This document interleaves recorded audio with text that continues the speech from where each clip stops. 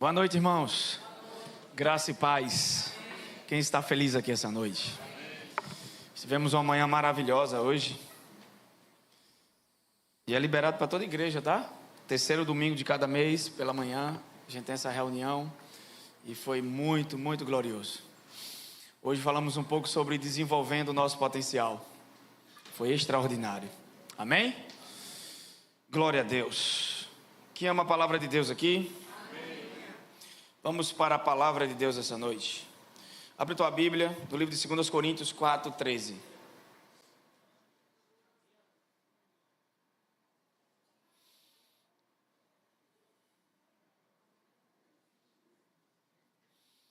Eu comecei domingo passado falando sobre fale pela fé antes de ver. Quem estava aqui domingo? Então se renovou o grupo. Fé é ver e falar o que Deus fala, enxergar o que Deus enxerga. É viver a vida pela verdadeira realidade espiritual, não pelos fatos naturais.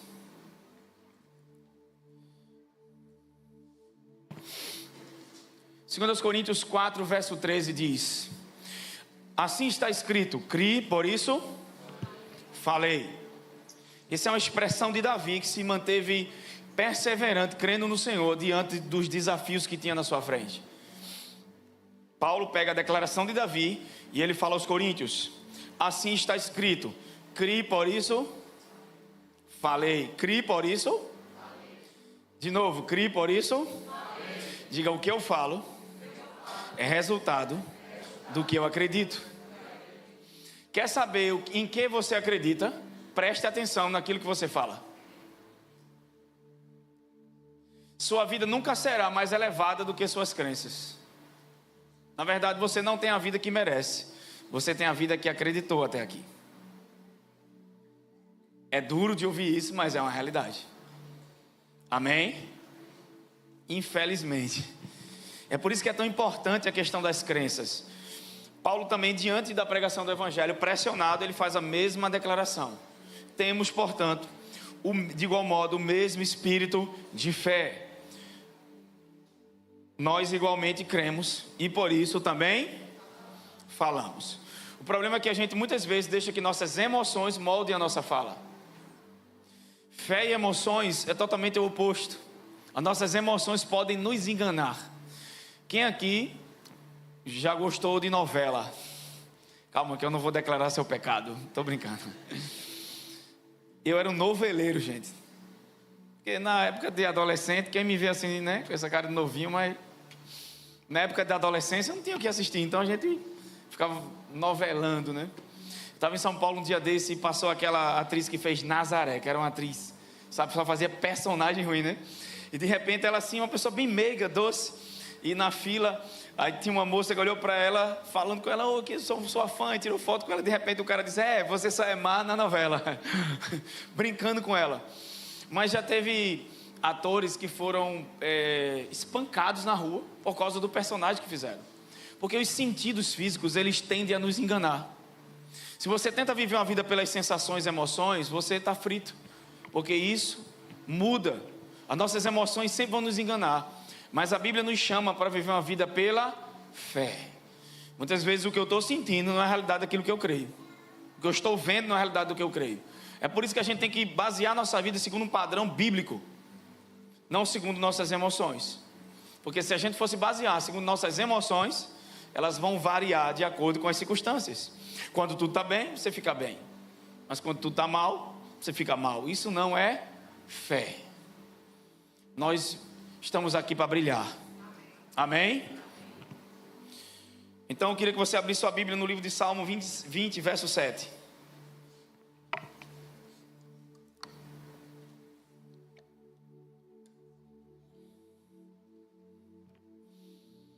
Davi foi um homem que passou muitas pressões. Muitas pressões.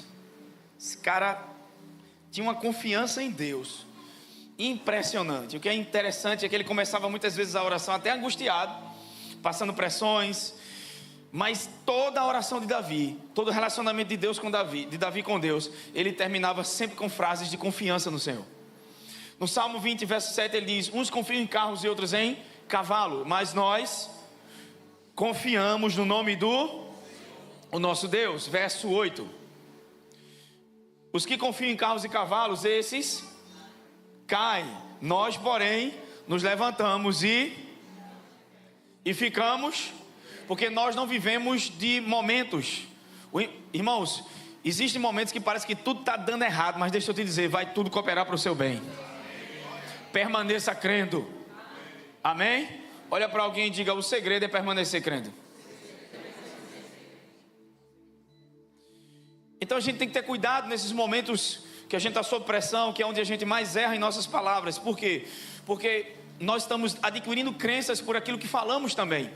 Por exemplo, Eclesiastes capítulo 8, verso 4, diz que aonde está a palavra do rei, há poder. A Bíblia diz em 2 de Pedro, que nós somos reis e sacerdotes. Apocalipse capítulo 1 e 6 também. Então a gente precisa entender que as nossas palavras têm autoridade. E a gente precisa ter governo sobre elas. Amém? Marcos 11, verso 23, coloca na tela. A gente vive numa geração que o inimigo sequestrou a maneira de falar. Mas é hora de retornarmos ao controle. A linguagem da fé precisa ser restaurada no meio do povo de Deus. Porque fé não é só andar por fé, é crer, falar e agir à altura da palavra de Deus. E com toda certeza eu vos asseguro que se qualquer pessoa, ele está falando de um crente, ele diz qualquer, tem pessoas que não são cristãs e estão usando esse princípio para a vida delas. Se qualquer pessoa, diga qualquer um, de novo, qualquer um. Por que Jesus fala isso? Vamos começar do verso 20. Eu estou relembrando algumas coisas que já pregamos. Verso 20. E caminhando eles pela manhã, viram que a figueira secara desde as raízes. Pedro, recordando-se do ocorrido, informou a Jesus: Mestre, eis que a figueira que você amaldiçoou secou. Verso 22. Observou Jesus e disse: tende fé. Eu gosto da versão original que diz: tende fé do tipo de Deus. Qual é a fé do tipo de Deus? Crer e falar. Verso 23. Aí Jesus, falando do exemplo da figueira, vai para a montanha. Amém?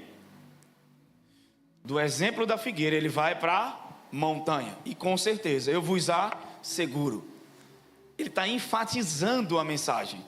Que se qualquer pessoa ordenar, ou decretar, ou dizer a este monte. Sabe qual é o maior problema muitas vezes da gente? É que a gente fala da montanha e não para a montanha.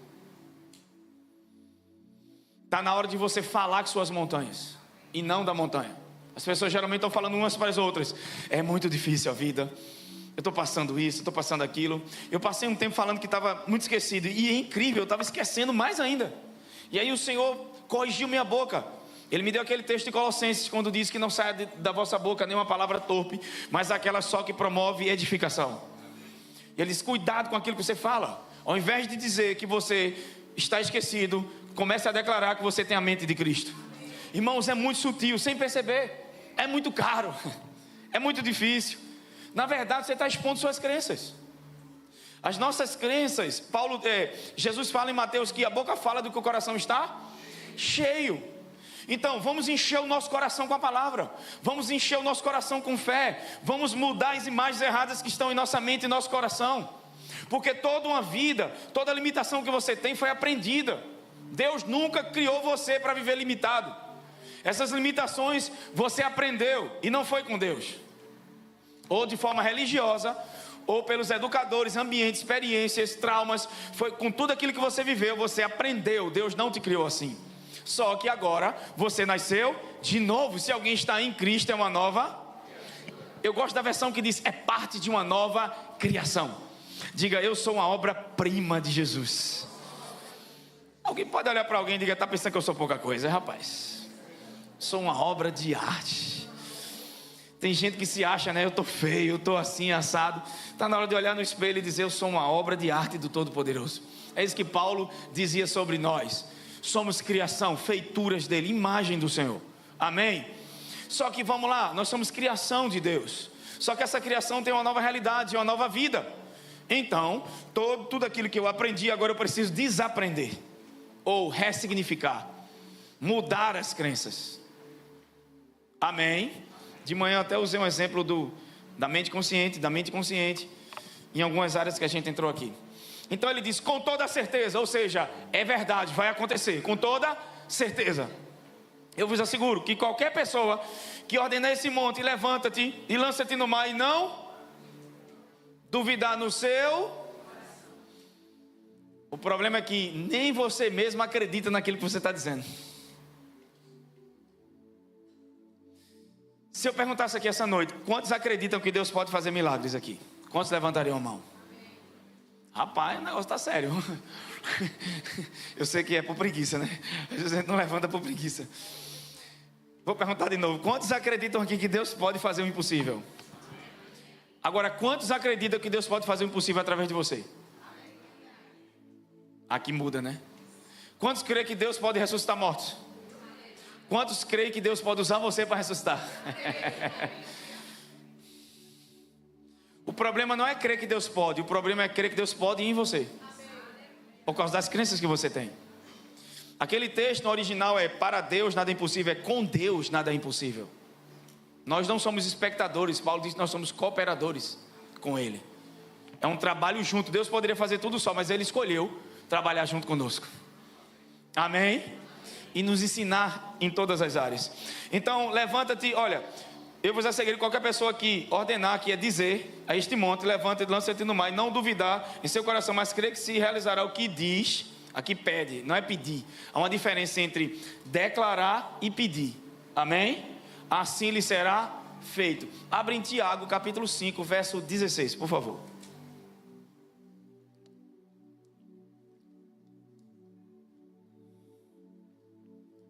A fé fala, diga: a fé fala. O que você anda dizendo hoje sobre sua situação e sobre sua vida? Suas palavras concordam com as promessas de Deus? Ou elas destroem a promessa de Deus na sua vida? Porque no dia de Pentecostes, a primeira coisa que o Espírito Santo tomou foi a boca dos filhos de Deus e suas palavras. Já percebeu? Que quando a nova aliança é inaugurada, a primeira coisa que acontece com a descida do Espírito Santo é as línguas. É o Espírito Santo colocando uma linguagem na boca dos filhos de Deus. Por quê? Veja como nossas palavras são importantes. Ele mudou a fala deles. Vamos lá. Verso 17. É Sheldon não, né? É Malaquias. Aí ele disse para mim de manhã: pastor, você não sabe, agora todo mundo está me chamando de Sheldon. Como é o nome dele mesmo? Daquele Michel. Aí chamei ele de Sheldon. Aí ele de manhã disse: agora pegou, só me chamam de Sheldon. Elias era uma pessoa frágil ou comum, ser humano como nós. Ele orou fervorosamente, rogando para que não chovesse. Quando a gente fala rogando para que não chovesse, a gente imagina Elias orando: ó Deus, faça com que não chova, não é assim? É a imagem que vem. E não choveu sobre a terra durante 3 anos e meio. Verso 18. Então ele fez outra oração, e os céus derramaram suas chuvas, e a terra produziu seus. 1 de Reis, capítulo 17, verso 1. Existe um tipo de oração que é chamada declaração de fé. E a gente precisa orar esse tipo de oração. Amém? É essa oração que Jesus está falando em Marcos 11, 23. Tanto é que no verso 24 ele diz: tudo aquilo que pedirdes, crendo que recebereis, tê-lo-eis. Aí entra Jesus dizendo: ao que tem lhe será dado, e ao que não tem, até o que tem lhe será tirado. Porque se você não vive como quem tem,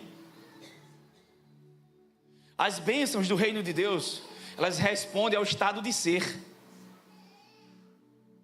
Você não tem que pedir como alguém que não é. Você tem que, até na sua oração, é da sua identidade que flui a verdadeira oração poderosa. Amém? Responde a quem eu sou. Se eu estou tentando me tornar, essa coisa não responde a mim. Mas se eu sei que sou, olha Jesus orando: Pai, se for da tua vontade, não, graças te dou, porque eu sei que você me ouve. Amém? Eu sou filho. Elias Tesbita, que habitava em Gileade, declarou a Acabe. Ali foi um julgamento de Deus sobre Israel, adorando outros deuses, servindo a Baal, que era o Deus da chuva. Aí Deus levanta o profeta Elias e ele estava orando diante de Deus. Por isso que a confissão está ligado muito ao tempo que eu passo com o Senhor. Ele disse, olha o que é que ele diz: tão certo como vive o Senhor, Deus de Israel, a quem sirvo, juro em nome do Eterno, que não cairá nem chuva nem orvalho nos anos que se seguirão, exceto mediante a minha... Ele orou? Algum momento Elias está orando aí? Mas Tiago diz que Elias fez uma oração fervorosa. Seja sincero, você se enganou sobre a oração fervorosa. Eu, quando me converti, me disseram que a oração fervorosa era aquela que você orava muito, gritava. Então eu ficava no quarto, oh Deus! Ficava cansado, eu disse, hoje eu orei, viu? Tentando convencer a Deus. Aí Deus um dia disse para mim, para de tentar me convencer do que eu já te dei. A oração é um lugar onde você vai ficar convencido que eu já lhe dei isso. A gente fica tentando convencer Deus, né? E acha que orou fervorosamente, porque se arrepiou, declarou. Tiago chama a declaração de fé de Elias oração fervorosa. Que oração fervorosa é essa? Segundo a minha palavra, ele diz, não haverá chuva. Ele declarou que não ia haver chuva e não houve chuva. O que me chama a atenção, Dinho, é que Tiago chama isso de oração fervorosa. Ele orou? Aí agora Jesus vem e diz, qualquer pessoa que disser esse monte e não duvidar no que está dizendo no seu coração. O problema muitas vezes da nossa fala é as crenças desajustadas no coração. Você não recebe o que deseja, você recebe o que acredita. Não é falar o que deseja, é falar o que crê. Muitas vezes o que eu falo começa a colocar convicção em nós, amém? Se a gente não mudar a nossa linguagem, não vamos ajudar nossas crenças. Só que ele disse, montanha, ergue-te e lança-te no mar. Qual é a montanha que está na sua frente? Percebeu que a gente fala mais da montanha do que para a montanha? Está na hora de declarar sobre a montanha e não falar sobre ela. Só que uma montanha, quando ela se levanta para ser lançada no mar, ela vai ficar maior. Toda vez que você está fazendo esse tipo de oração fervorosa, parece que as coisas pioraram. Alguém aqui já creu em Deus para algo e a coisa piorou? Quem? Eu acho que só eu. Vocês aqui da frente. Já percebeu que você começa a crer em Deus, você fica alegre, né? Feliz da vida, começa a crer e tal, e de repente piora tudo. O inimigo chamando você para aquilo que é visível, para roubar a tua fé. Tem alguém comigo? Amém. Tem alguém comigo aqui essa noite? Diga, a palavra de Deus é poderosa. Então a gente precisa entender que 3 vezes em Marcos Jesus fala a palavra falar e só uma crê. A fé não é passiva, ela fala, cresce e se apodera de tudo que Jesus já conquistou para nós na cruz do Calvário. Abre tua Bíblia no livro de Marcos. Deixa eu entrar em algo aqui. Marcos, capítulo 4, verso 35. Coloca aqui na tela também.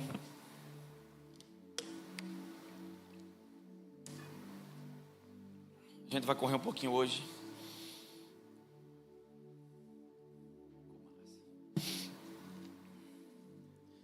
Marcos 4, verso 35. Jesus passou o dia todo ensinando aos discípulos sobre parábolas da semente. Ele deu pelo menos 10 parábolas. E falou sobre a parábola da semente, que a palavra de Deus é a semente. E o que me chama a atenção aqui é que agora, naquele mesmo dia, ao cair da tarde, pediu aos seus discípulos que passemos para outra margem. Eu acho que Jesus fez o contrário. Ele disse, vamos nos afogar no meio do lago. Foi assim? Não. Então vamos ver o versículo seguinte, verso 36. Ele estava ensinando só sobre o poder da palavra, tá? Jesus dá uma sabatina com os discípulos em 10 parábolas. Em Marcos, parábola em cima de parábola. Poder da palavra, poder da palavra, poder da palavra. Aí agora para os caras e diz assim, passemos para outra margem. Ou seja, qual era o objetivo final? Chegar do outro lado. Amém? Ele não disse, vamos entrar no barco, chegar ao meio e nos afogar. Mas ele disse: vamos para o outro lado. Então, despedindo-se a multidão, o levaram no barco, assim como estava, e outros barcos seguiam. Verso 37.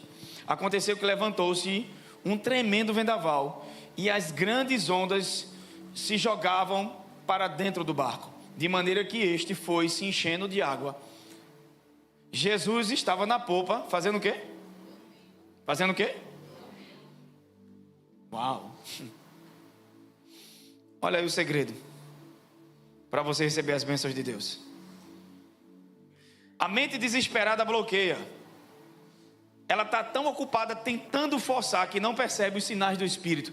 Só que alguém que vive pela fé, no meio da tempestade, faz o quê? Estava fazendo o quê? Dormindo com a cabeça sobre um travesseiro. Tem muitas coisas que quanto mais você tenta controlar, mais foge do teu controle. Enquanto você não aprender a relaxar e descansar, se acalmar, as coisas não se resolvem. Porque se a batalha pertence ao Senhor, enquanto você batalha, Deus descansa. Mas enquanto você descansa, Deus trabalha por você. A gente precisa aprender que a batalha pertence ao Senhor. Amém? Só que a gente foi tão doutrinado a pensar de forma negativa, tão estruturado de forma negativa, com as nossas limitações naturais, que agora vivemos um outro reino, e parece que esse reino não é verdade. Por quê? Por causa de uma mentalidade que precisa ser mudada. Nosso maior problema não está no Espírito, nós já somos um com Jesus, assim como Ele é. 1 João 4,17, nós somos nesse mundo, não é como Ele era. Deus nos vê a partir do que é verdade no Espírito, amém? Romanos 8,9 diz que nós somos, que o Espírito habita em nós, e nós temos uma nova realidade, estamos no Espírito, e Deus nos vê sempre nesse lugar. O problema é que nossas emoções oscilam, mas a minha identidade não está nas minhas emoções. Independente das minhas emoções, eu não sou o que eu sinto, eu sou o que Jesus disse que eu sou. Amém? Então, Jesus dormia com a cabeceira no travesseiro, e os discípulos o despertaram e suplicaram: mestre, não te importas que pereçamos? Deixa eu só lembrar para vocês, isso aqui não é um cruzeiro não, tá, gente? Esse barco não tem estrutura de um cruzeiro. Um dia desse eu estava vendo no TikTok um cruzeiro se afundou, né, uma onda, um tipo de vendaval pegou uma tempestade, pegou o cruzeiro, e quase que as pessoas morrem. Imagina um barquinho desse, né? Que não tinha estrutura nenhuma, enchendo de água. E como é que Jesus estava? Era um barco aberto, e Jesus fazia o quê? Já percebeu que a gente muitas vezes está igual aos discípulos? Deus, por que você não faz alguma coisa sobre essa situação? Você não está vendo o que eu estou passando? Parece que ele está dormindo, né? Com a cabeça no travesseiro. Eles ficaram indignados: a gente vai morrer e você não faz nada. Só que antes de entrar no barco, eles passaram quantas parábolas? Deus já fez algo. Ele já providenciou tudo que a gente precisa na obra consumada, gente. Mas quem vai possuir é eu e você. Amém? Ele nos deu a sua palavra, e Ele já nos deu a semente. Ele nos deu suas escrituras. Sabe, tudo que Deus vai fazer na terra vai fazer por meio da palavra. O problema é que muita gente quer um mágico que tira o coelho da cartola, quer uma varinha de condão, né? Um show pirotécnico, vozes, trovões, relâmpagos. Não, quando você menos escuta, mas Deus está trabalhando. Eu não vi barulho, não vi nada, e o que me agarra com a verdade de que as coisas vão mudar é porque a palavra de Deus diz que tudo coopera para o bem daqueles que amam a Deus. Deus me ama, então me concentro nisso, na pressão. Espera aí, Ele me ama, Ele vai me dar sabedoria para lidar com esse problema. Só que a nossa mente quer reagir de forma natural. Você não está vendo o que eu estou passando, não, Deus. Jogamos para Deus toda a parte, só que uma parte é nossa: crer e descansar. Amém? Amém, gente? Agora os discípulos queriam acordar Jesus. Por que você não faz alguma coisa? Ele levantou, acalmou os ventos. Verso 39. Então se levantou, repreendeu o vento e ordenou ao mar: aquieta-te, silencia-te. E logo o vento e houve completa. Só que Jesus estava como um homem aqui operando. Amém? Só que a gente precisa entender o seguinte: por que você não fez alguma coisa? Irmão, deixa eu te dizer, a parte de Jesus ele já tinha feito. Ele tinha ensinado a palavra, ensinado suas promessas. E era responsabilidade deles tomar posse da palavra e acreditar nas promessas. E uma palavra já foi dada. Passamos para outra margem. Só que aí tentaram tirar água, tentaram fazer do jeito deles. É o que a gente tenta fazer. A gente tenta dar jeito primeiro, e quando não tem jeito, a gente vai chamar Deus. É ou não é? É ou não é, gente? João capítulo 17, verso 14, vamos lá. Tudo que a gente precisa hoje é receber em nosso coração a semente da palavra de Deus. Crer e possuir. Amém? Vamos lá.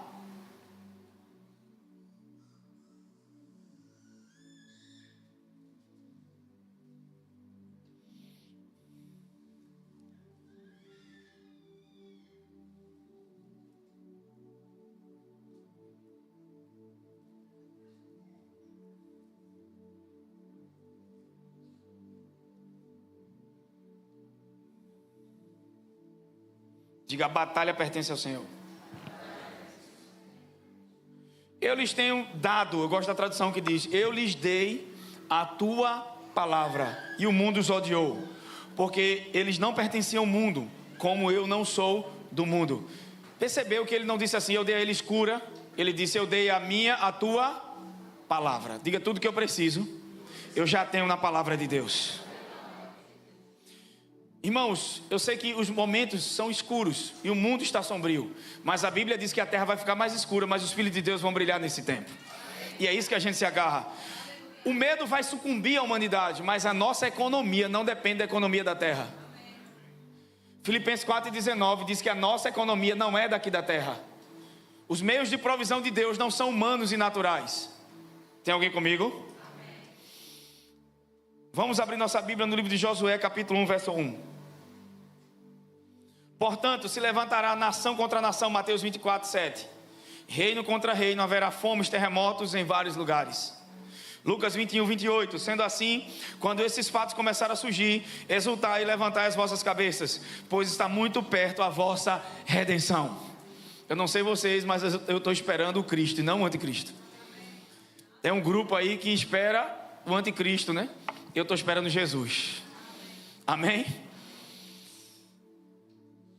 Só que a gente precisa entender que quando Deus fez uma promessa de tirar o povo do Egito e levar para a terra de Canaã, Canaã é uma figura de descanso.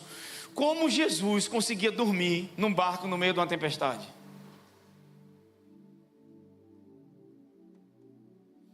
Tem coisas que vão se resolver quando você perder o controle e começar a aprender o que é descanso de Deus.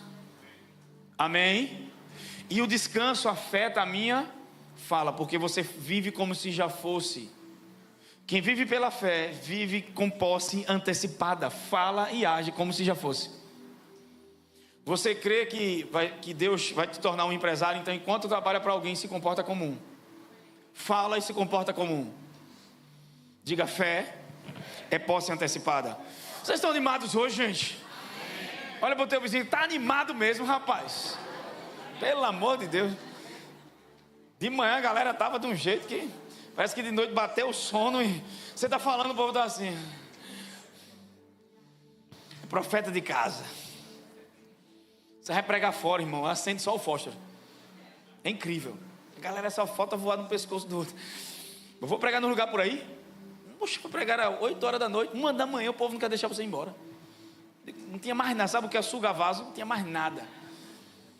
E acaba a oração, ainda tem aqueles que vêm depois, o cara prega de 8 da noite, 9, 10, 11, 1 da manhã, querendo vir embora, cansado, sentei, chega aqueles que fazem: você ainda pode orar por mim? Eu digo: é mentira.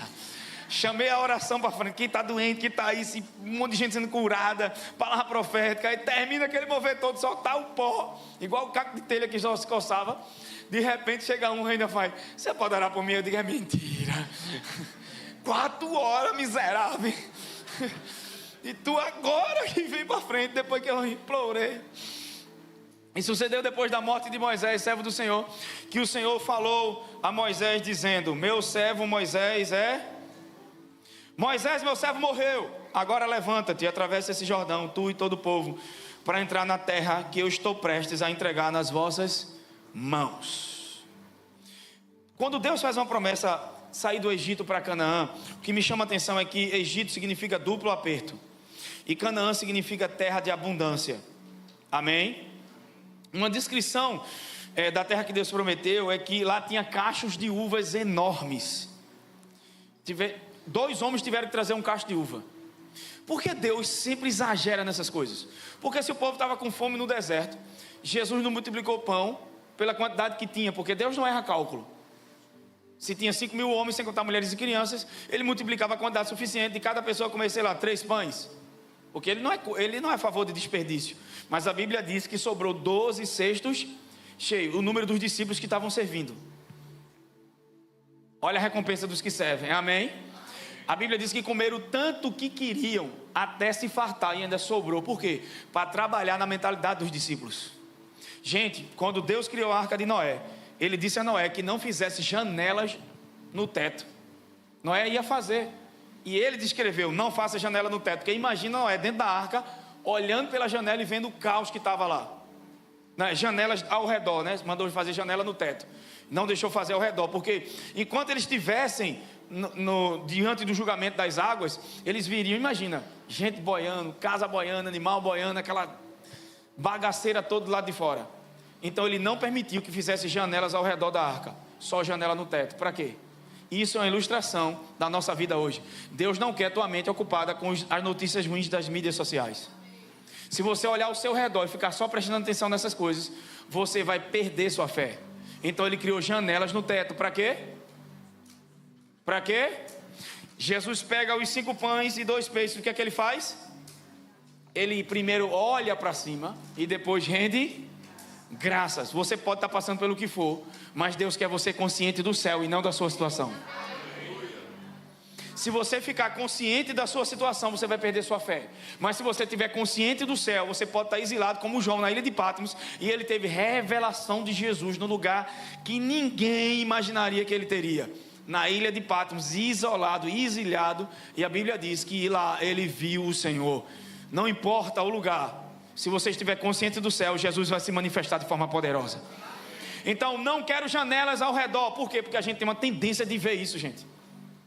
A gente tem uma tendência de puxar para o que é negativo. O mundo já é negativo. Então Deus não quer janelas ao redor, quer janela em cima. Deus não quer você olhando para o lado, Deus quer você olhando para cima. Eu não sei sua situação essa noite, mas o primeiro passo para a fé é não ficar muito consciente dela. Ah, Gleice, eu vou mentir, fingir que não existe. Não, fé não é isso. Mas a fé nega uma posição de influência, então vai olhar para o lugar certo, olhando firmemente para o autor e consumador da nossa fé. Tem alguém comigo? Amém? Amém? E amém? Diga descanso. Vamos lá. Descrição de Canaã, a terra que Deus prometeu. Uvas cresciam na terra de Canaã. Só que no Egito era difícil cultivar uva. É uma imagem do mundo. Uva e vinho representam a alegria no Espírito Santo. Então isso nos diz que os prazeres com Deus são muito melhores do que os prazeres terrenos. Posso ouvir um amém? Só que Deus disse a Josué, logo depois da morte de Moisés, servo do Senhor, Josué 1, verso 1, gente, não tira daí, até o 3. Falou o Eterno a Josué, filho de Num, ministro de Moisés, servo de Moisés, e ordenou-lhe: Moisés, meu servo, morreu. Agora, levanta-te, atravessa esse Jordão, tu e todo este, para entrar na terra que eu dou aos filhos de Israel. Verso 3: todo lugar que pisarem a planta do vosso pé, Deus disse a Moisés, todo lugar que você possuir será seu. Pisar o pé é possuir passo a passo. Sabe, você não consegue possuir tudo que já é seu em Cristo, mas você tem que possuir passo a passo e continuar possuindo. Não para, nunca acaba as promessas de Deus. Irmãos, você só para de crescer e de usufruir se você se conformar. Mas enquanto você não se conformar, pode ter certeza de uma coisa: você vai continuar desfrutando e crescendo em Cristo. Só que ele fala sobre pisar a planta do pé. Todo lugar que pisar a planta do vosso pé. Josué com certeza estava com medo. Agora ele assumiu Israel.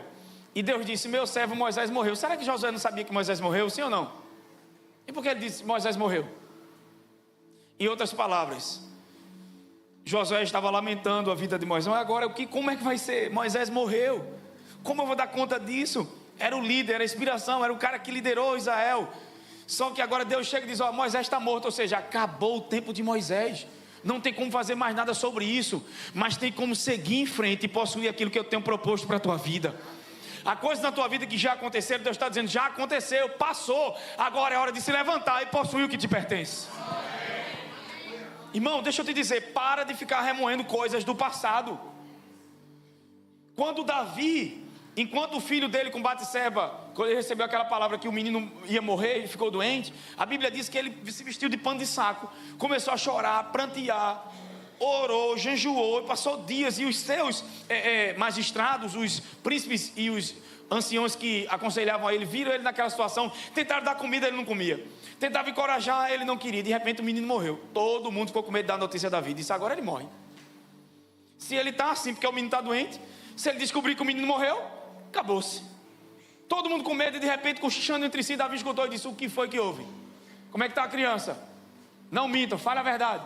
Disseram: a criança morreu. A Bíblia diz que Davi tirou o pano de saco, tomou um banho, comeu e reanimou o coração. Alguém olhou e disse: mas como é que pode? Enquanto o menino estava vivo, ele doente, você estava chorando, nem queria comer, estava num estado totalmente ruim, e agora a criança morre. A gente achou que você ia morrer, por isso que nem queríamos te dar notícia, e você está desse jeito. Ele disse: olha, enquanto ele estava vivo, eu poderia fazer alguma coisa sobre ele, mas agora que morreu, não resta mais nada a fazer. Então agora eu só posso agradecer ao Senhor por todos os seus feitos. A Bíblia diz que ele louvou a Deus, fez uma refeição. Muitas vezes que você precisa tomar um banho, fazer uma refeição e dormir. Tem gente aqui que não está precisando de um milagre, não, está precisando só descansar, para que Deus possa trabalhar. Eu não vou dizer que tem gente aqui que está precisando tomar um banho, né? Porque aí também aí é brincadeira, né? Na hora o Dinho olhou para mim e fez assim para o lado de Will: não, Dinho, aí não. O Will não precisa, o Will é cheiroso. Tá, eu não estou dizendo sobre banho, tá, gente? Eu acredito que vocês são pessoas da fé. Mas muitas vezes a gente fica, sabe, remoendo, pensando sobre aquilo. Está na hora de jogar a poeira do pé e seguir em frente sobre coisas que você tem que seguir em frente. Tentar entender só vai te enlouquecer. É crer e continuar seguindo, amém? Você não vive a paz que excede todo entendimento tentando explicar. Você vive crendo. Não é tentando entender que você vai desfrutar da paz que excede todo entendimento. Porque fé não se explica, fé se aplica. E a paz de Deus guardará as vossas mentes e corações. Coisas que eram para trazer, sabe, tem gente que foi livre aqui de um, como é que chama aquilo? De um aneurisma, de um infarto, porque a paz de Deus está protegendo tua mente e teu coração. Porque muitas vezes a gente não vê o milagre. Imagina o povo de Israel atravessando o Mar Vermelho. Onde é que está a graça, pastor, nisso? O mar se abriu, beleza, mas não é só o mar se abrir, é a água permanecer de pé até você atravessar. Há coisas que ainda não se resolveram, mas a graça de Deus está sustentando as águas para não te acabar. Enquanto você passa, você não está vendo graça no resultado que quer, mas a graça está segurando tua passagem. Porque tem coisas que Deus sabe que você precisa de tempo. Segurava os egípcios, né, com relâmpagos, as rodas quebravam. A nuvem que guiava Israel virou proteção. Às vezes há um tempo que Deus está sendo mais proteção na tua vida e você nem consegue enxergar, porque o que você queria era o sonho do sonho. Eu queria meu casamento, eu queria isso. Deixa eu te dizer uma coisa: na área que você não descansa, fica inquieto, você não vê o trabalhar de Deus. Só tem uma coisa que Deus manda a gente temer: não entrar no descanso. Tem alguém comigo? Olha para alguém e profetiza para essa pessoa. Diga: existem grandes recompensas no final do seu teste. Amém? Você crê nisso? Em vez de entrar na terra prometida, eles passaram quantos anos? 40? 40? É culpa de Deus? Já percebeu que tem coisas que já era para você ter entrado e não entrou ainda?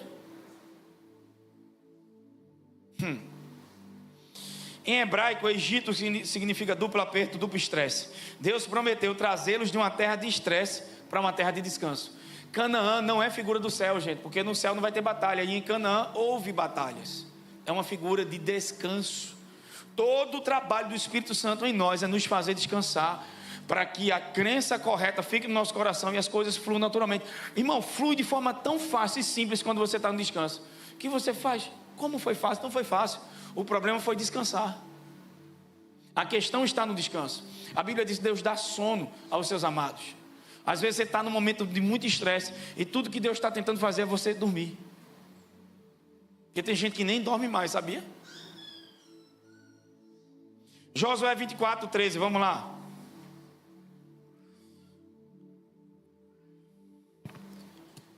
Eles iam viver num lugar que estava tudo pronto e acabado. Esse é o plano de Deus, já está tudo pronto. E o que é que eu faço agora? Eu não tento construir o que Deus já construiu. Eu começo a crer e possuir. Do descanso, você vai crendo e possuindo. E essa questão da fala é muito importante, porque muitos de nós falam de acordo com as emoções e não de acordo com a promessa. E a gente vai ver aqui no povo de Israel, que se tirou da terra por causa de suas palavras. Dei-vos uma terra que não exigiu de vós nenhum trabalho para cultivar. Em outras palavras, vocês estão vivendo da dependência minha, do meu favor e não do esforço próprio. Cidades que não edificastes e nas quais estáis hoje morando, vinhas e olivais que não plantastes, dos quais comeis com fartura. Meu Deus, gente, você vai morar em casas que você não construiu, você vai beber de vinhas que não plantou. Mas Gleice, eu só acredito. Sabe por que muitas vezes você não recebe além do seu trabalho? Porque você não acredita no favor de Deus. Você só acredita naquilo que você merece receber. Só que a obra consumada de Jesus é imerecida. Ninguém merece. Ele se fez pobre para nos tornar ricos. Ele se fez doença para nos tornar curados. Amém? Você sabe que nenhum animal no Velho Testamento era torturado. E Jesus foi. Por quê? Porque aquilo fala da nossa cura. É um direito nosso. Então é uma substituição. Só que graça é favor imerecido. Você tem a vida que Jesus merece. Jesus veio para a terra para te dar a vida que Jesus merece. Foi Ele que conquistou essa vida. Isso é graça, favor imerecido. Amém?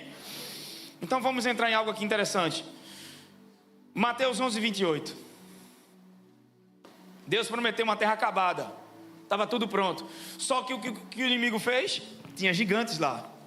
Irmãos, tem coisas que é nossa e o inimigo está tentando possuir. O fato de ter pessoas morando na terra não significava que era deles. Está na hora de desapossar os inimigos e tomar posse do que é seu. Quando o povo de Israel estava no Egito, quem lembra o que foi que Moisés disse para Faraó? Quando ele chegou para Faraó, ele disse: olha, Deus manda dizer para você que deixe o meu povo ir para adorar a Deus no deserto. Faraó disse: vocês podem ir. Quando viu a primeira praga. Porém, vai ficar aqui os vossos filhos e o vosso gado. Ou seja, vocês vão até servir a Deus, mas os seus filhos vão ficar nas minhas mãos e suas finanças também. O que foi que Moisés disse? Não vai ficar uma unha. Olha para o vizinho e diga: está na hora de você se levantar de verdade e tomar posse do que é seu. Não vai ficar uma unha na mão do inimigo. As finanças, tua família, teus filhos, tua saúde, teus negócios. Lembra que tem coisas que você vai orar, mas tem coisas que você vai declarar e decretar. Lembra que a oração fervorosa de Elias não foi orar. A gente pensa que a oração fervorosa é ficar pedindo, mas não é. É se levantar como alguém que sabe quem é e falar a partir da identidade. Diante do Deus cuja face estou, eu sei o que eu estou dizendo, eu sei quem sou. Sou profeta de Deus, estou diante dele e digo: não haverá mais chuva nem orvalho. Eu sou filho de Deus, eu sei que eu sou. Se a autoridade está sobre a minha vida, e declaro: nenhuma área vai ficar na mão do diabo. Não vai ficar uma unha.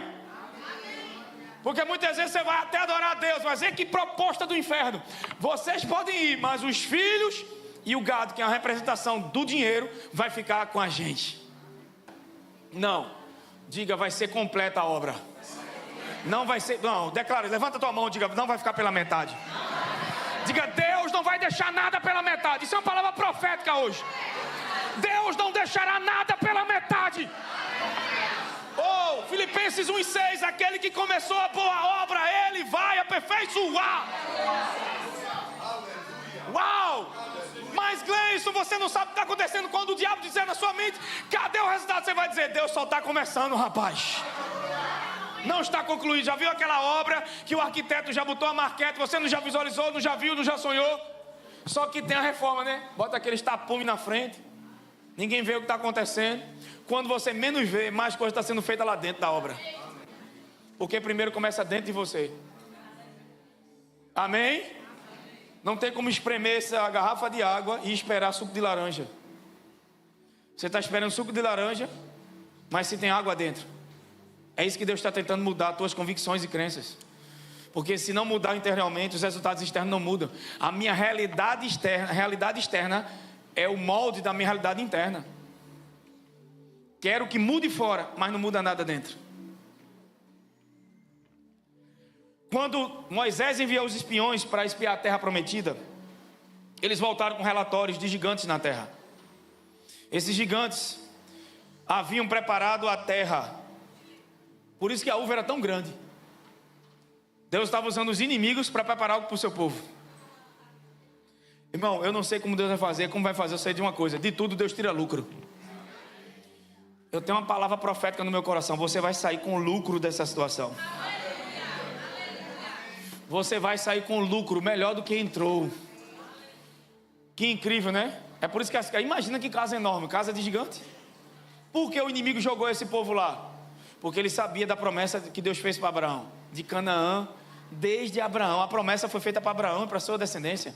E agora eles estão próximos a entrar na terra. E os inimigos estão lá possuindo o que é deles. Só que agora eles trazem um relatório. Amém? Talvez você até acredite em provisão, mas o diabo esteja segurando isso ou prendendo isso. Só que ele não tem o direito de estar ali, porque Deus não deu aquela terra para eles. O inimigo não tem direito de ficar com o que é teu, porque Deus não deu para eles, deu para o povo dele. Quem está comigo? No Egito eles comiam melão, alho poró, alho e cebola. Isso exigia trabalho árduo. A comida de Canaã, da terra prometida, era figos, romãs, vinhas e azeitonas. Era mais fácil de colher. Esse tempo de favor vai trazer facilidade em coisas. Eu creio num tempo de graça sobre a tua vida, de Canaã, de descanso, onde você vai ter facilidade de colher aquilo que foi plantado sobre você. Diferente do Egito, é duplo, sabe? Estresse.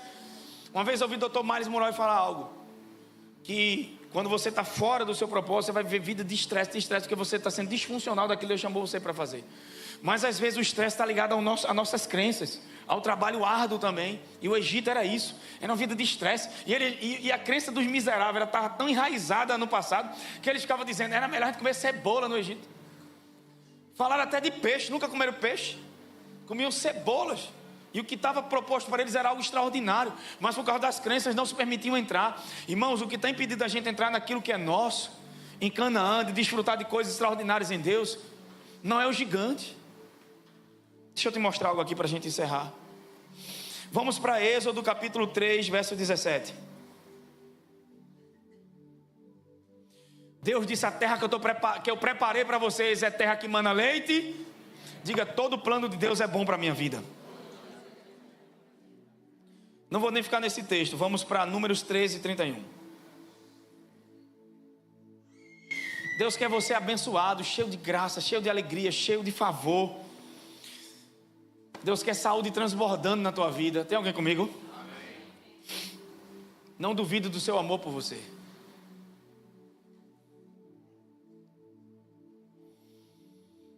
Uma coisa que eu aprendi com Deus é que nenhum desafio que eu e você enfrenta vai nos destruir ou nos derrotar. Só irá nos fortalecer se você olhar para o lugar certo. Se você confiar em Deus, essa coisa vai te fortalecer e não te derrotar. Números 13, verso 31. Porém, os homens que com ele subiram disseram, não podemos. O que é que Deus disse? O que foi que Deus disse? Que a terra era deles. Não foi assim? Êxodo 3 e 17. A terra que eu estou dando a vocês é a terra que mana leite e mel. Só que quando eles foram espiar a terra, 12 espias, A Bíblia diz que Deus falou com Moisés para separar um príncipe de cada terra, de cada tribo. Então eram 12 príncipes, não foi qualquer pessoa, eram líderes de suas tribos. E quando eles voltaram, olha o que é que eles disseram. Porém os homens que com eles subiram disseram: não podemos. Você já percebeu que antes de viver a vitória ou de ser derrotado, a crença já está estabelecida no coração e na mente? Você já se vê não possuindo. Eu não consigo, eu não me vejo, não vai dar certo. Isso já está enraizado, porque eles nem subiram, olha o que já estavam dizendo: não podemos. É isso que Deus disse? Não. O inimigo estava possuindo algo que não era deles, tinha que largar e soltar. Só que a promessa era: vamos, a terra de vocês, eu já entreguei. Na verdade Deus já tinha dado a eles, só precisavam possuir. Haveria estratégias da parte de Deus, só que eles tiveram medo, por causa das crenças. Incredulidade, gente. O diabo não tem poder algum. A única coisa que está te impedindo muitas vezes do teu milagre é as descrenças do teu coração. É a incredulidade, que foi forjada por uma vida no natural. Mas agora você nasceu de novo e o Espírito de Deus está tentando te forjar no sobrenatural, te ensinar a mudar de mente, porque você já mudou espiritualmente, já mudou de geografia. Você é o imã do favor de Deus agora sobre a tua vida. Mas você acorda de manhã e se vê como derrotado ou como campeão? Como um vencedor ou como uma vítima? Ninguém liga para mim, ninguém me ajuda. Pensamento, sabe, de vitimismo. Tudo isso são crenças. Porém os homens que com ele subiram disseram: não podemos subir contra aquele povo, porque ele é mais forte do que. Foi isso que Deus via? O que é fé? Falar o que Deus fala. O que é que Deus estava falando? Verso 32. E infamaram a terra, dizendo aos filhos de Israel: a terra pela qual passamos a espiar é terra que consome seus moradores. Olha que coisa louca, gente. Totalmente o oposto do que Deus falou. É terra que consome seus moradores. E todo o povo que vimos nela são homens de grande estatura. Verso 33. Também vimos lá ali os gigantes, filhos de Anak, descendentes dos gigantes. E éramos aos nossos olhos como... E assim também éramos aos seus... Para aqui. Aqui agora chama atenção para vocês. Quem concorda comigo que na parte de espionagem o espião não pode ser pego? Eles não foram vistos pelos gigantes. Eles foram espiar. De 2 em 2, os 12 se espalharam. E a Bíblia diz que Moisés pediu um relatório a eles: vão e olhem, vejam o fruto, vejam quem mora, vejam os habitantes. Mas eles focaram em quê? Só que olha o pensamento, olha a crença na mente que eles tinham. Eles, aos nossos olhos, eram no aumentativo, como gafanhotos, numerosos. Só que nós, aos seus olhos, éramos como o quê? Gafanhoto, no diminutivo.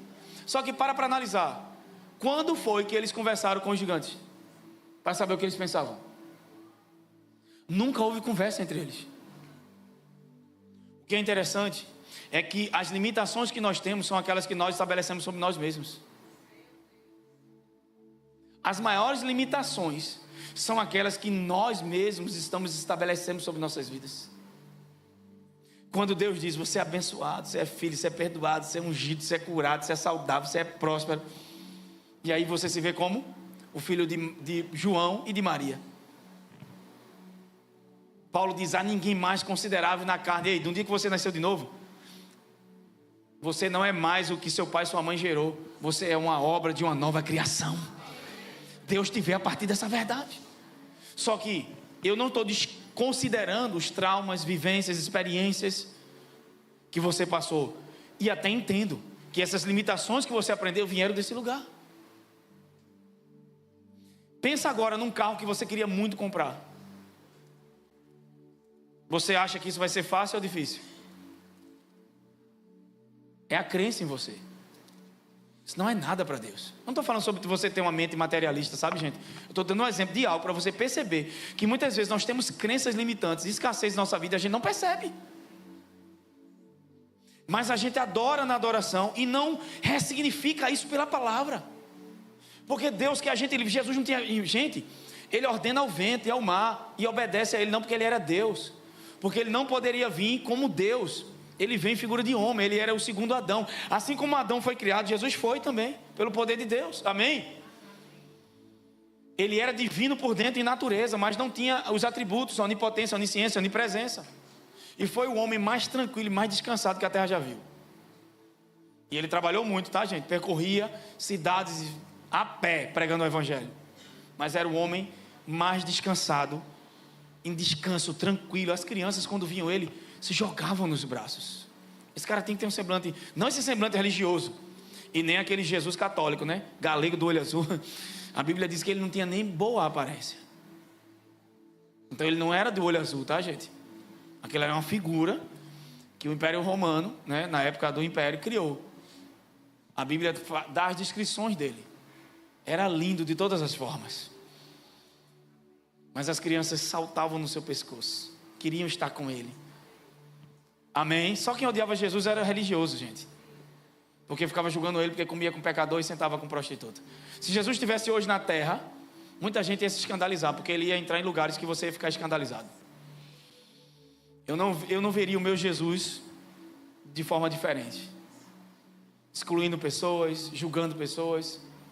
Ele ia sentar com gente que você jamais sentaria. Amém? Só que ali havia gigantes. Agora aqui eu encontro um problema. Qual é o problema desse povo? Diga assim: mentalidade. De novo, mentalidade. A mentalidade eram príncipes com mente de gafanhoto.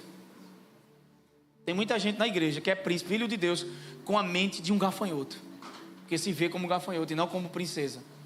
Por que você acha que Deus muda o nome de Abraão e de Sara?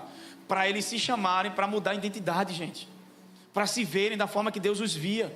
A Bíblia diz que Deus, quando chamou Abraão, disse: eu te constituí. Não é o que ainda ia se tornar. No natural, quando Deus fala, a coisa ainda não aconteceu. É por isso que primeiro vem a promessa e a palavra, amém? No natural, ele ainda, Sara era estéril e ele não tinha filho, ou só tinha o Ismael. Então muitas vezes quando você olha para aquilo que Deus está dizendo, você diz: não tem como se cumprir. Olha o natural. No natural a coisa é o contrário. Mas quando Deus diz algo no reino do Espírito, já aconteceu. E agora quando eu creio e confio naquilo que Deus disse, as coisas começam a cooperar e se transformar da forma que é. É por isso que o inimigo vai usar o visível para chamar a tua atenção, fazer alarde. Imagina Moisés quando nasceu. A Bíblia diz que houve um decreto que os magos adivinharam que ia nascer um libertador por causa da profecia que foi feita para os israelitas. Então o que houve? Faraó mandou matar todas as crianças 3 anos para baixo. E houve o quê? Choro, grito, alarde. Aquilo trouxe um alarde e a gente viu trabalhar do inimigo. Mas Deus trabalhou de forma silenciosa e ninguém sabia. Deus trabalhou de forma silenciosa e ninguém sabia. De repente, uma mulher, pela fé, olhou para a criança e viu algo nela. Ele tinha nem 3 anos. Olhou para ele e viu aquilo que nós podemos ver agora. Mas viu o que Deus viu. Por isso que chamou de fé o que Joquebede viu. Amém? Ele olhou para Moisés e viu algo belo, algo incrível. Porque na fase de formação do teu chamado, muitas vezes você não consegue enxergar aquilo que Deus já vê em você. E é nessa fase que o diabo tenta matar a minha e a tua vida. Moisés, enquanto era bebê, a Bíblia diz que o inimigo tentou matá-lo, enquanto era criança. Mas depois que era adulto, ele não conseguiria mais. Amém? Nas fases de formação, os ataques serão maiores. Só que vamos lá, só para entender o trabalhar de Deus. Deus trabalhou com barulho? O inimigo com barulho, choro, grito, mãe chorando, lamentando pelos filhos. De repente uma mulher, pela fé, Deus começa a trabalhar. E essa mulher pega a criança, olha para ele, vê propósito, começa a cuidar e escondeu ele por um tempo. Teve um tempo que não tinha mais como esconder. O que é que ela fez? Foi para o rio Nilo, colocou a criança no cesto e deixou as águas levarem. Há momentos que a gente precisa entregar completamente ao Senhor. Amém? E confiar nele. E ela ficou olhando de longe. E de repente quem está tomando banho na mesma hora, e diga: favor imerecido. Sabe o que é Deus te colocar no lugar certo e na hora certa? Sabe aquela coisa que você orou por anos e sem perceber, quando você menos olha, você já entrou naquilo que Deus te chamou? Tem coisas que não vai ser o teu esforço, vai ser a graça e o favor de Deus no descanso. Tem alguém comigo aqui? Sem perceber, você já vai se ver vivendo tudo aquilo que Deus já tinha prometido. Porque Ele quer que você descanse, durma. Então tá aquela mulher lá, tomando banho, e de repente vem uma criança no cesto. Quando ela vê o cesto, ela era estéril, não podia ter filhos. E ela olhou para o Nilo, que era um símbolo de um Deus, e disse: pronto, o Deus Nilo me presenteou com uma criança. E agora, o cara que quer matar Moisés, cuida dele, paga a escola, paga a faculdade, dá a melhor comida, dá a melhor roupa e deu casa para ele. Quem queria matar Moisés? Diga: Faraó. Quem queria matar Moisés? Faraó. Quem foi que cuidou dele de criança até se tornar adulto? Peraí, eu não estou entendendo. Quem queria matar Moisés? Faraó. Quem foi que cuidou dele, deu do bom e do melhor até ele se tornar adulto? Faraó. Agora a gente vai encerrar. Eu não vou entrar mais em outra coisa. Olha para alguém que está do seu lado e diga: por que você está preocupado? Deus sabe trabalhar. Deus sabe fazer. Aquilo que te inquieta, na verdade está te inquietando por causa da mentalidade de gafanhoto. Mas agora você está aprendendo a ressignificar. Amém? Diga: eu não sou um gafanhoto. Eu sou um príncipe e uma princesa. E vou possuir tudo que me pertence. Pode ter gigante, pode ter Golias, pode ter o que for, pode ter muralha de Jericó. Eu vou avançar para as promessas do meu Pai. Cadê aqueles que vão se levantar em fé ainda? Cadê as pessoas que vão reagir? Então reage essa noite, pelo amor de Deus. Tem gente que parece que virou saco de pancada do inferno. Só faz apanhar, ó vida, ó céu. Não, gente, você não é um perdedor. Existe autoridade sobre a tua vida de se levantar em fé e dizer: foi até hoje. Não vai ficar uma unha. Eu vou viver o melhor que Deus tem para a minha vida. Ah, Gleice, enquanto não acontece, Satanás, tu não vai roubar meu sono. Eu vou cantar, eu vou descansar, eu vou viver. Porque você deixa de viver. Tem gente que não vive, acorda de manhã, vai dormir, o coração parece um cavalo selvagem. É isso que o inimigo quer. Entendeu? Já vê aqueles cavalos de corrida, a vida agitada, a mente agitada, o corpo agitado, tudo agitado, e não consegue nem perceber as direções que Deus está tentando dar, as intenções, intuições do coração. Fica de pé em nome de Jesus.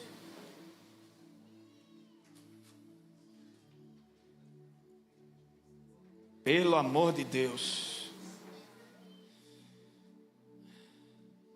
Vivemos numa cultura que valoriza o fazer acima do ser, mas a verdade é que ações por si só não têm poder. O que define o resultado não é o que você faz, mas quem você é. Moisés pagou a faculdade. Faraó pagou a faculdade daquele que ele queria matar. Deus protegeu Moisés, cuidou dele, e ainda usou o inimigo para isso. Está igual uma velhinha que estava orando, pedindo pão. O vizinho olhou ateu e disse: eu vou fazer uma com essa velhinha. Foi na padaria, comprou umas 3 sacolas de pão. Quando a senhora começou: Deus, manda pão, ele jogou pelo muro. E aí ela disse: ô pai, muito obrigado. Ele botou a cabeça no muro e disse: ei, irmã, não foi Deus não, foi eu que comprei. Ele disse: quando Deus manda, até o diabo obedece. Você está pronto para ver resultados extraordinários? O que é que você diz? Não podemos possuir porque eles são gafanhotos? Nunca houve conversas, foram pegos em seus pensamentos. Muitos de nós estamos perdendo aqui. Como é que um povo é derrotado sem nem lutar? Porque uma coisa, Juninho, é ser derrotado na luta, sabe? O louvor pode subir. Na luta, com espada na mão, sabe? Mas não, foram derrotados em suas mentes. Nem lutaram. Não houve guerra, não houve batalha. E a Bíblia diz: porque não misturaram a promessa com fé. Não conheciam o coração do seu pai. Viam as obras de Deus, mas não conheciam os seus caminhos. Tem muita gente na igreja que está na igreja pelo milagre, mas não conhece quem Deus é. E aí quando as coisas apertam, murmura, reclama. Mas quando você conhece quem Deus é, a tua vida não é baseada em sensações e emoções.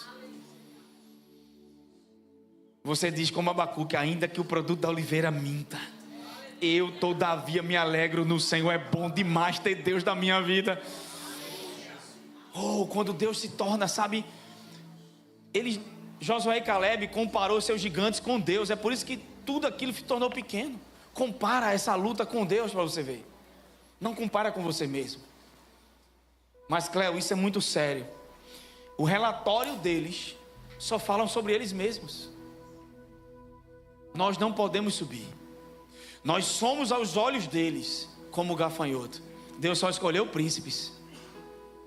Se os príncipes, Almir, estão pensando assim, o maior problema do povo de Deus é a mentalidade religiosa. Não é o diabo já foi vencido. Fica essa coisa do diabo. Tem gente brigando com o diabo ainda. Não. Eu não brigo com o diabo. Se ele tiver sobre uma área na minha vida, você dá ordem em nome de Jesus. Mas está na hora dessa mentalidade mudar. Você não é um gafanhoto. Você é um príncipe. Tem muito filho de Deus que está vivendo como se fosse um escravo, ao invés de viver como filho. Está na hora de viver como filha e como filho de Deus, governando sobre suas emoções, governando sobre suas circunstâncias. Ah, Gleice, você não sente nada? Claro que eu sinto. Tem dia, irmão, que os sentimentos vêm e afloram. Então eu lembro da palavra, e você começa a governar. Eu não sou isso. Eu sou o que a Bíblia diz que eu sou. Eu tenho o que a Bíblia diz que eu tenho. E eu posso o que a Bíblia diz que eu posso. Em Cristo eu sou filho amado. Assim como Jesus é, eu sou. Se Elias declarou e não houve chuva, imagina agora com o Espírito de vida dentro de nós, o Espírito vivificante.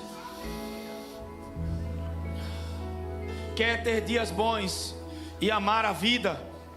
Pedro disse: refreia a tua língua do mal. A vida cristã é leve. Jesus disse: o meu fardo é leve e o meu jugo é suave, gente. O bom combate que você foi chamado para lutar é bom e não ruim. O que está, na verdade, muitas vezes nos roubando é uma mentalidade de parasita, uma mentalidade de escassez. E aí você pede a Deus a partir dessa mentalidade. É por isso que não tem resposta. Porque o que sai de você é escassez, e não a verdade de um filho que diz: Deus Pai, graças te dou, porque sempre me ouves. Lázaro, vem para fora. Pega os pães e os peixes e diz: Pai, graças eu te dou, porque eu não estou consciente da falta, eu estou consciente da abundância. Jesus sempre estava consciente do poder que operava no lugar. Ele chama o cara com a mão mirrada e diz: só estende a mão. Quando você estiver consciente do reino, você vai olhar para as circunstâncias à sua volta e vai começar a declarar, e vai começar a imaginar, a pensar e agir conforme a palavra de Deus diz. Como um sacerdote rei no Velho Testamento, quando o povo de Israel ia para a batalha, chamava-se o sacerdote. E esse sacerdote ficava diante do povo dizendo: não tenham medo, ó Israel, Deus é com vocês. Os inimigos que estão lá vão ver o poder do nosso Deus. Ele declarava palavras e aí o povo ia para a batalha. Hoje, na Nova Aliança, a Bíblia diz que nós somos sacerdotes. Então você não precisa chamar um sacerdote para declarar diante de suas batalhas. Você é o sacerdote da sua vida. E agora, como sacerdote da Velha Aliança, que é uma sombra na Nova Aliança, você diante dos inimigos pode declarar: não há o que temer. Se Deus é por nós, quem será contra nós? Que diremos, pois, diante dessas coisas? E aí você começa a declarar como aquele sacerdote: não há o que temer, Deus é comigo. Os inimigos fugirão, virão por um caminho e por 7 correrão. Oh, os inimigos cairão. O que me chama a atenção é que os inimigos que eles tinham medo, morria de medo deles. Tanto é que quando Josué enviou 2 espias para a casa de Raabe, que eles ficaram hospedados na casa de Raabe, Raabe disse: olha, toda a terra está tremendo com medo de vocês. Para de ter medo de um inimigo que tem medo de você. A falta tem medo de você, a escassez tem medo de você, os problemas têm medo de você. Tem medo que você se levante e viva como um filho.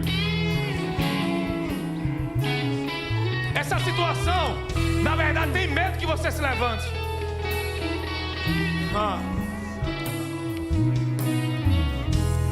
Fugiram e morreram de um inimigo que morria de medo deles. Os gigantes estavam assim, aterrorizados, porque ouviam falar de um Deus que fazia chover codornas, que mandava maná, que fazia água sair da rocha, que exterminou os amalequitas, que fez pragas terríveis lá contra os egípcios e que destruiu todos os egípcios diante do Mar Vermelho. Ele é o mesmo Deus. Não sei se dá para cantar aquela caminho Caminho no deserto, Deus de milagre. Qual é aqui a cantar? Dá pra levar? Essa mesmo? Essa mesmo é? Estás aqui. Essa daí. Pronto. Vamos cantar essa canção para encerrar. Agora eu queria que você cantasse diferente. Queria que você cantasse. Eu sinto uma unção tão forte aqui essa noite. Para muita gente aqui esse culto vai ser uma girada de chave. Porque os gigantes que você tem medo estão com medo de você. Você não é gafanhoto. Essa mente de gafanhoto tem que ser destruída pela palavra. Essa mente de crença, de rejeição tem que ser destruída pela palavra. Você é uma filha amada, um filho amado, aceito pelo sangue. Eu sou aceito pelo sangue. Tem um cordeiro perfeito entre mim e o Pai, uma obra perfeita. Ele é Deus de milagres, sabe? Ele não mudou. Josué orou para parar o sol, você não ora nem para. Deus está dizendo, ele está na hora dos meus filhos fazer orações mais poderosas, orações grandes. Eu quero que Deus me dê provisão para mal sobreviver. Não, Deus está dizendo, eu quero que você ore por coisas maiores hoje. Salmo 35, 27. Cantem de júbilo e declarem continuamente que Deus tem prazer na prosperidade dos seus filhos.